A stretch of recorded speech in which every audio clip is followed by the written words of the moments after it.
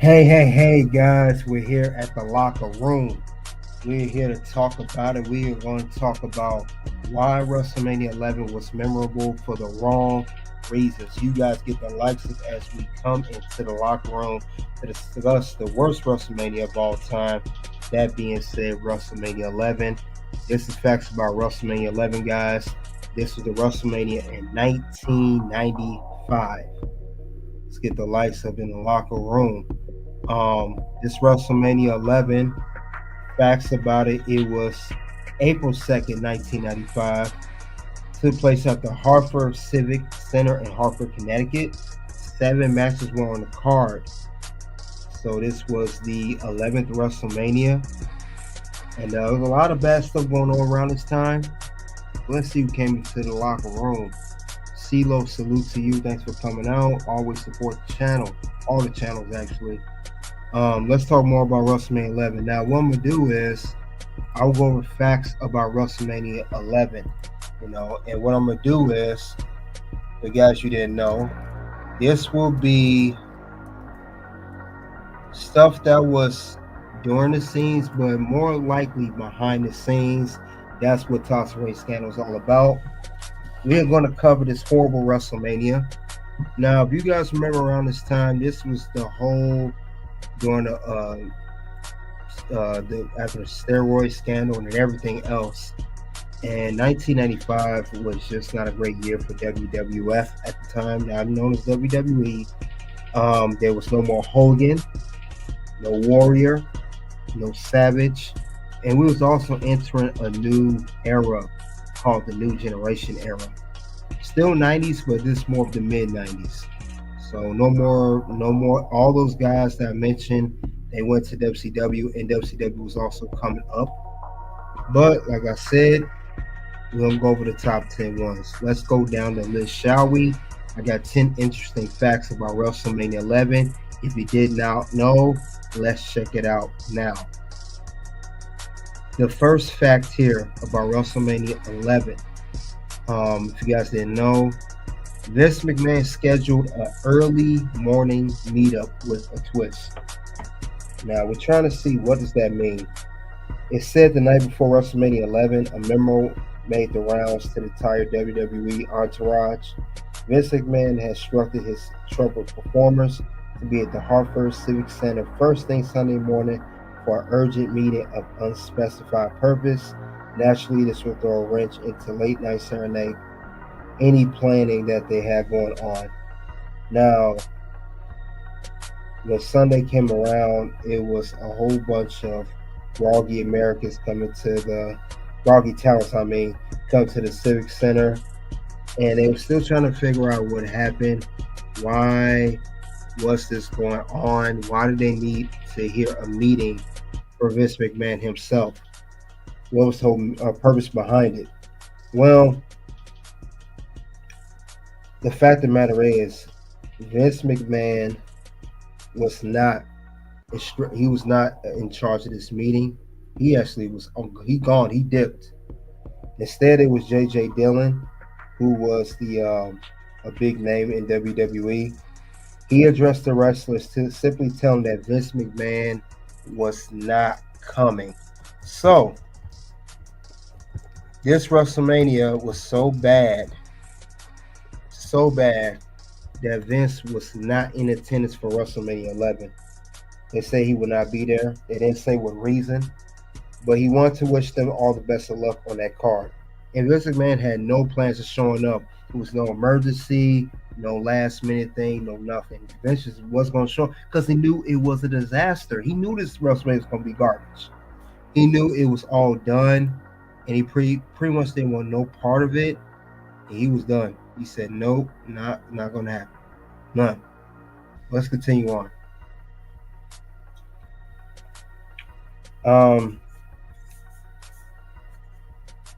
That was to throw him off. Now, that's one thing that happened at WrestleMania 11. Let's go to the next part. Another part that happened behind the scenes. This one's called The Ring Was Short, One Apron Skirt. Now, if you guys have followed the ESPN documentary XFL, You recall the big primetime game of the second week that experienced technical difficulties as a result of somebody forgetting to fill the generator with gasoline. It was, but basically, what come down to only three WrestleMania 11 apron banners had arrived for the show. The apron opposite of the hard camera was fitted with era standard blue skirt adorned with WWF logos. It's only visible at the point where Shawn Michaels leads Jenny McCarthy around ringside was before his world title match. But it's safe bet to say someone got a Vinnie Mac tongue lashing over that. So it was an apron skirt. So they was short of apron there. But that was crazy. Let's go over the next part of WrestleMania 11. That was a disaster. All right, if you guys didn't know, Jim Neidhart was the original choice to win the tag team belts with Owen Hart. If you guys did not know, if you didn't know, I'll tell you right now. Owen Hart and Yokozuna won the tag team championships from the Smoking Guns in the fourth match on the card for 9 minutes and 42 seconds. It said here that Owen Hart got his, this was his first piece of gold at WrestleMania. He had been teaming with brother-in-law Jim Anvil Neidhart for months. The former, and it was to go against Bret Hart, but they were supposed to be in this match together, Neidhart and Owen Hart, but it didn't go down like that. Sometime around New Year's, hence 1985, then Anvil was going to miss it for a handful of live events, leaving Owen twisted in the way without a partner. Ultimately, the King of Hearts would team with return to Yokozuna to capture the belts, but there was one more possible partner in the mix, and a certain somebody was considered to team with Owen, though he wouldn't make the impact in WWE for some time. So this is when Anvil was, under the influence and all that stuff. He was not reliable. You heard Natalya talk about this. You heard Bret Hart talk about this in interviews. That the fact of the matter is, they couldn't rely on Jim Neidhart for a big event like WrestleMania. So they just went with Yokozuna instead. Definitely. But let's move on. Let's go to what else happened on WrestleMania 11. All right, we got another one here. Chris Benoit was he was the man that was definitely considered as Owen Hart's tag team partner. Now we know at this time, Owen Hart, of course, needed a tag team partner, but Chris Benoit was in ECW. He was in the ECW Tag Team Championship reign with Dean Malenko, the man of 1,000 holds. He developed an international following, and it said that Benoit was under consideration back in mid-March 1995 to show up as Owen's mystery partner, but likely due to the Dungeon Stampede collection to win belts on night one. But the idea never came to fruition. Benoit did work on several non-televised matches for the company. In June 1995, managed by Ted DiBiase. WWE had passed on signing him, even though he was signed with the company, I want to say, 5 years later in 2000, right before WCW folded. But it said that he would end up going to, at this time, go to WCW around the time Nitro premiered September. Like I said earlier, 1995 was a dark year for WWE. 95 was the debut of Nitro. We had names like Lex Luger, Scott Hall, Kevin Nash, Hulk Hogan, Macho Man Ray Savage, Roddy Piper, and Ted DiBiase would eventually go over there, and of course Bret Hart would eventually go over there to WCW, which they were, as they say, where the big boys play. So that was another fact that Owen Hart tag team partner that was definitely highly considered was Chris Benoit. It's crazy that Chris Benoit and Owen Hart both are no longer with us right now. Neither is Jim Neidhart. Well, let's move on to the next fact about WrestleMania 11 back in 1985. All right, next fact here is Bret Hart. He had a match at WrestleMania 11. He said this in his autobiography and time, he says in interviews as well. He called this match with Bob Backlund his worst pay-per-view bout ever. He said it was trash. This was the I Quit match with Roddy Piper as a special guest referee. This match was for 9 minutes and 34 seconds. Bret Hart was not fond of this at all. So this, like I said, WrestleMania 11 was horrible. Well, let's talk more about this particular incident here. Let's dive more into it. Thing about it is, in the summer of '94, Bret Hart and Bob Backlund had themselves in a very good TV match for the WWE Championship in the Clash of Two Eras, and this would cause Bob Backlund's heel turn. You know, they had the towel match at Survivor Series 1994, which the towel was thrown in. And it was a good story, but Bret Hart was one of the few performers in the mid-90s that could get a modern classic out of Bob Backlund. Well, and then they leading up to the I Quit match, and this was to end a long feud. But this match was nowhere near like their previous matches in the past. Definitely lackluster. And it said that we thought it'd been good storytelling with Roddy Piper as the special guest referee. They exchanged submission holds. Roddy Piper, they say he madly screamed, "What do you say? What do you say?" into the microphone. And this match did not live up to its expectations. Of course, Bret Hart, a former world champion, Bob Backlund, former world champion, did not live up to that. So yeah. Oh, there's no yeet on this one, CeeLo. No yeet. No yeet. This match was trash. No yeet. But this was a big letdown. And like I said, Bret Hart, he already wasn't, on the top of this list to be the top guy. This match did not help prove that. It made it actually, in fact, kind of worse. So it sucked that it came down to that, but it should have been better. But let's go on to the next fact of WrestleMania 11. All right. It says here that Vince McMahon insisted that Diesel kick out powerfully of the Shawn Michaels super kick. Now, this was the title match for 1995 WrestleMania 11, and Shawn Michaels had won the Royal Rumble. This is the first of his 2 Royal Rumble wins, but he will go on to challenge the champion Diesel. And this the whole when Diesel had Pamela Anderson on his arm, Shawn Michaels had Jimmy McCarthy on his arm. And this was a match for the WWE title. I'm surprised this did not main event the show. It's a title match. Shawn Michaels, Diesel. These guys were tag team partners. Diesel, the former bodyguard, Shawn Michaels. Am I missing something? Diesel took, WWE champion. Shawn Michaels won the Royal Rumble. Why wasn't this the main event of WrestleMania 11 instead of the Bam Bigelow and Lawrence Taylor match? Seriously. But anyway, during this matchup, Kevin Nash, even though he had the WWE title, I know why I didn't main event. Kevin Nash was not a draw. He was not Hulk Hogan. He was the big man Vince McMahon picked to be his world champion.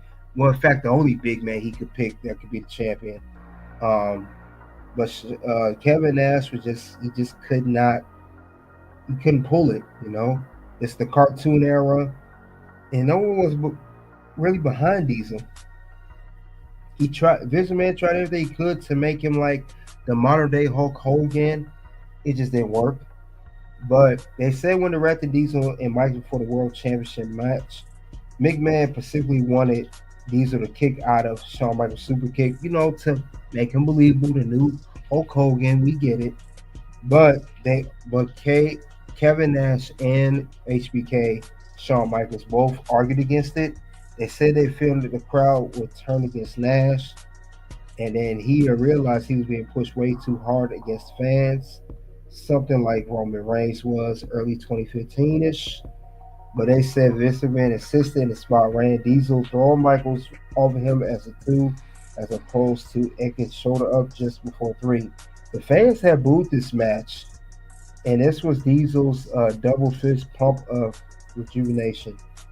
And Shawn Michaels even said later on that Vince McMahon admitted it was a bad call. So this was not a good match. So this was not this match did not live up to expectation. Diesel was trying to be marketed as the big man, the large in life character in WWE, especially as the WWE champion at the time, being new Hulk Hogan, whatever. Didn't work. Shawn Michaels, he's not the large in life build, the 6'4", 250, muscular. Neither was Bret Hart. That's why Vince McMahon really didn't put the belt on Shawn Michaels at this particular time. He was not a fan for it. He rather had a belt on Diesel. But let's move on to the next part. All right. We're still on this match, by the way. Another fact about this match. Diesel claims that Shawn Michaels took the jackknife wrong on purpose. Why? Let's get into that. Now, of course, Diesel will win this match and retain the WWE Championship because Vince McMahon was not behind Shawn Michaels at this particular point to be the champion.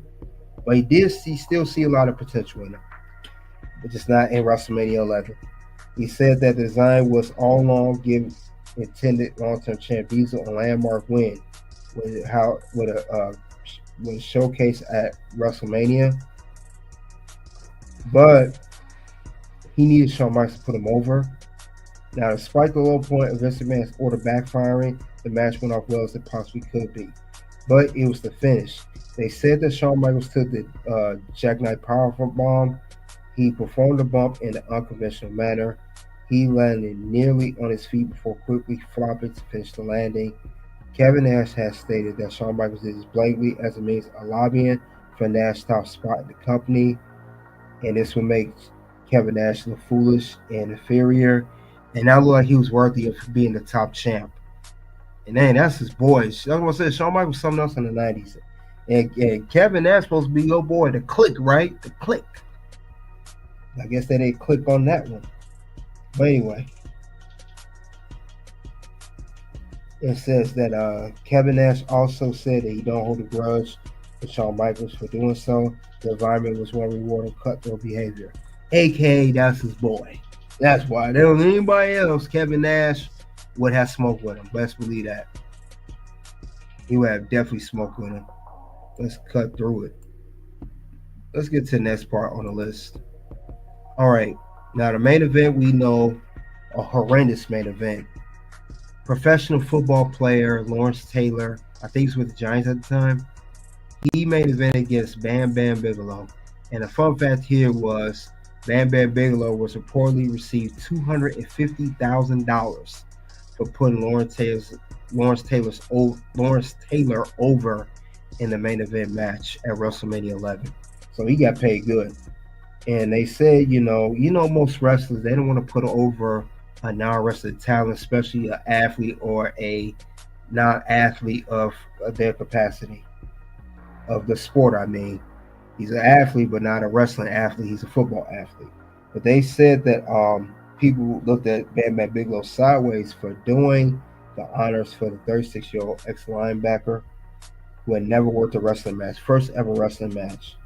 Now, we know that Lawrence Taylor was 6'3", built, but it was opposed enough to be believable towards Bam Bam Bigelow.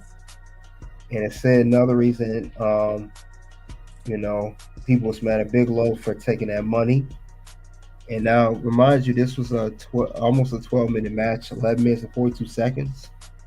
And Bam Bam Bigelow had to take the Beyonce singles match. But for 12 minutes, and Bam Bam got paid $250K for putting somebody over the main event, a former linebacker football player. Can't really get mad at Bam Bam for that. Anyway, he put anybody over, and he made LT look good.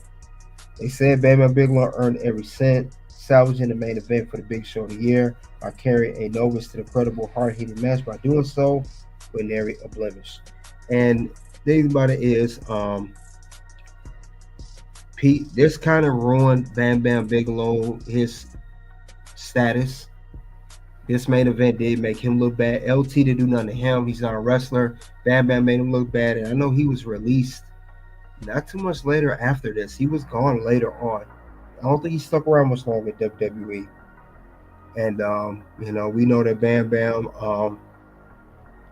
Definitely one of the best big men to ever do it. But like I said before, he was gone from WWE. I want to say in I think 95, yeah, late 1995. Bam Bam Bigelow had negotiated an early release. Excuse me, he had negotiated an early release from his contract with WWE um, because he was the whole creative influence of the clique that really got to Bam Bam Bigelow, and he wanted to release. His final appearance with WWE would be at the Survivor Series months later after this WrestleMania, and he lost to the debut of Goldust. So Bam Bam did not like the politicking backstage with the clique. You know, he had a bad name, everything. So this was not good. But let's continue on of another part of fun facts about WrestleMania 11. Was still on Lawrence Taylor, but now they say after the match, even though Lawrence Taylor won in the main event, he could barely stand up or speak after the match because he got that work put it to him first ever WrestleMania match, and you know, nothing to mess with. Wrestling is not it's a tough one, definitely a tough one. But let's see. They said we know the wrestling's a tough business though, but it said that after Bam Bam Bigelow and after he got Bam Bam Bigelow in the match with the diving forearm smash, Lawrence Taylor had to be physically propped up by his entourage of NFLers. Talking about future Hall of Famer Steve Mogul McMichael and carried to Salt and Pepper Station areas for celebration. And they said both Roddy Piper and Jim Cornette remember Taylor being completely blown out of the experience. Propped against the wall, Cornette recalls a need to be placed in a chair as soon as he came through the curtain and being able to utter a word from sheer exhaustion. Thankfully, Lawrence Taylor spared the embarrassment of kneeling over during the match, which was almost universally hailed with as a success, with Bigelow leading the way. Yeah, that man was out of breath.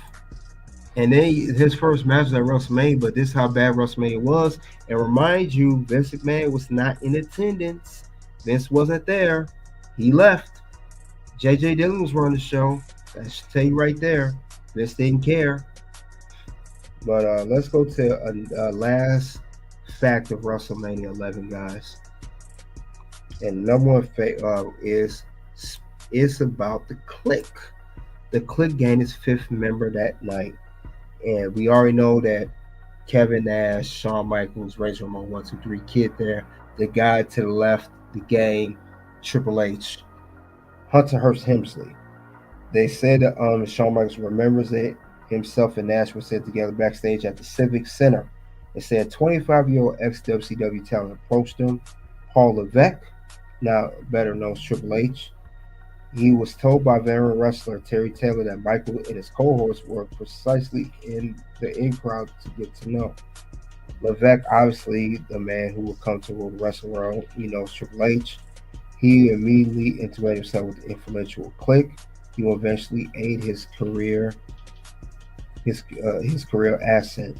Now we know that Triple H was finishing up a non-complete period with World Championship Wrestling, which he had quit near the end of January of that year. He certainly didn't have anywhere to pull up Shawn Michaels or Kevin Nash, spring of 1995. Also, they said a reason that they clicked because Triple H don't drink, don't smoke. However, Kevin Nash, Shawn Michaels, Razor Ramon, the 1, 2, 3 Kid, or X Pac did. He was the designated driver of the clique, so that's how they clicked. Anytime the guys were drunk, they were out of, they couldn't do nothing. The driver for them before Uber and Lyft, way before that, was Triple H. So that's a good thing to say about that. I will say this was a good facts about WrestleMania 11. But you guys let me know, guys. What did you know about WrestleMania 11? Any facts you didn't know? Anything I missed? Anything, guys? Because this WrestleMania also, I want to add some more facts to WrestleMania 11. Let's add some more information to this whole thing because we know this thing sucked behind the scenes. But let's talk more about it. With WrestleMania 11, the buy rate was trash. 1995, like I said, what a good year. But let's go over the reception. The event was attended by 15,000 fans who paid a total of $750,000 in admission fees. Says here that this was down from the previous year attendance of 18,065, but the decline will be attributed to the smaller size of venue of WrestleMania 10. The attendance figure was also lower than the following year WrestleMania 7 of that year, which was 18,852. The pay-per-view buy rate for WrestleMania 11 was 1.3, which was lower than the 1.68 buy rate of WrestleMania 10, but higher than the buy rate of WrestleMania 12. Now they said here that they 411 Mania, according to them, they rated the event 17 out of the first 23 WrestleManias. Basically want the best WrestleMania to look after. And it said that John Powell Slam Wrestling said this was the worst WrestleMania of all time. And he said Diesel Championship run was one of the worst of all time. And it said that the fact they had Lawrence Taylor in the main event to defeat a wrestler, sham of a match they called it. And they even said Dave Rosenbaum has said that WrestleMania saved the WWE in his feud with WCW. No, that's his argument. Said Lawrence Taylor like a pro. No, disagree. Look bad. But Bret Hart, we know his career about his match against Bob Backlund, the I Quit match, everything.